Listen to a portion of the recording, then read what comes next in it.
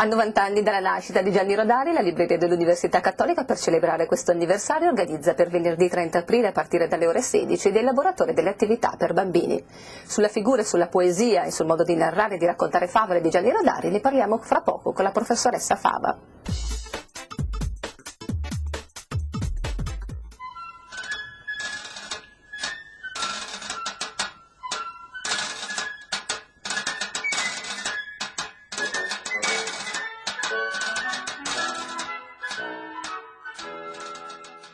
Professoressa Fava, che posto occupa Gianni Rodari nella letteratura per l'infanzia?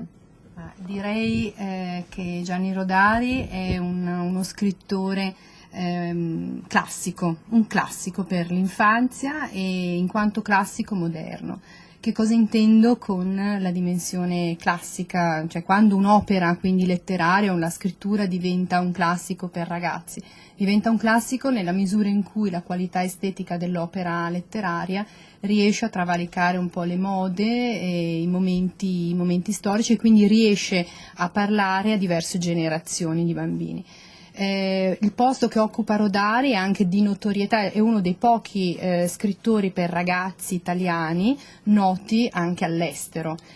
Quindi le sue opere sono state molto tradotte negli altri paesi e questo gli ha permesso di ottenere anche il premio Andersen nel 70, che è considerato il Nobel per la letteratura per ragazzi, e consideriamo, tra parentesi, che questo premio, oltre ad averlo ricevuto Rodari, l'ha ricevuto soltanto Roberto Innocenti come migliore illustratore italiano nel 2008, quindi un posto direi di primissimo piano.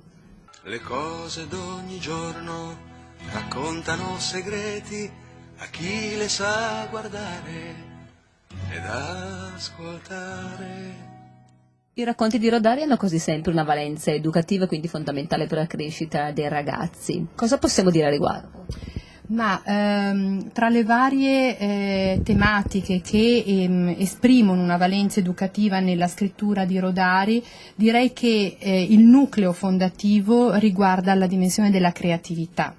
È un valore educativo perché quando lui dice nella grammatica della fantasia l'uso della parola a tutti, vuole indicare questa dimensione, questa valenza formativa della creatività come un qualcosa che non appartiene esclusivamente all'artista, ma che appartiene a tutti, a ciascuno in maniera democratica, e dice non perché ciascuno diventi un artista attraverso l'uso della parola, ma perché ciascuno non sia schiavo, quindi la scrittura creativa che possa liberare il soggetto.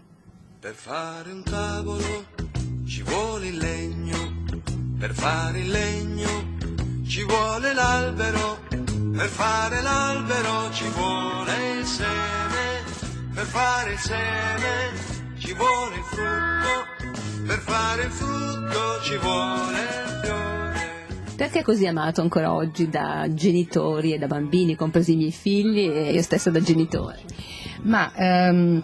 Anch'io sono mamma e sicuramente i racconti così di Rodari piacciono, direi, partiamo dai bambini. Piacciono ai bambini perché i bambini riescono a trovare nella scrittura di Rodari a vedere reinventata la realtà che loro vivono.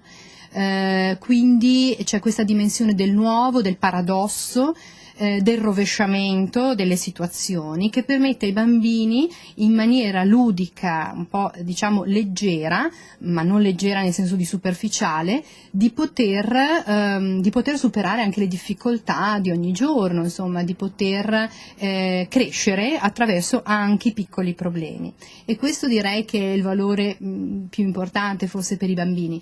Per gli adulti credo il genitore medio rivive con Rodari la propria infanzia e quindi c'è un ricordo nostalgico anche della propria infanzia. Nella maggior parte dei casi non abbiamo poi delle grandi conoscenze nell'ambito della letteratura per l'infanzia, per cui si va a scandagliare laddove si hanno dei ricordi personali. Ecco, questo è un po' quello che mi sento di poter esprimere. Anche per questa puntata noi ci fermiamo qui, vi do appuntamento come sempre il venerdì alle 20:30 su Teletutto, e per chi volesse rivedere i nostri servizi sono disponibili su YouCat. Grazie per essere stati con noi.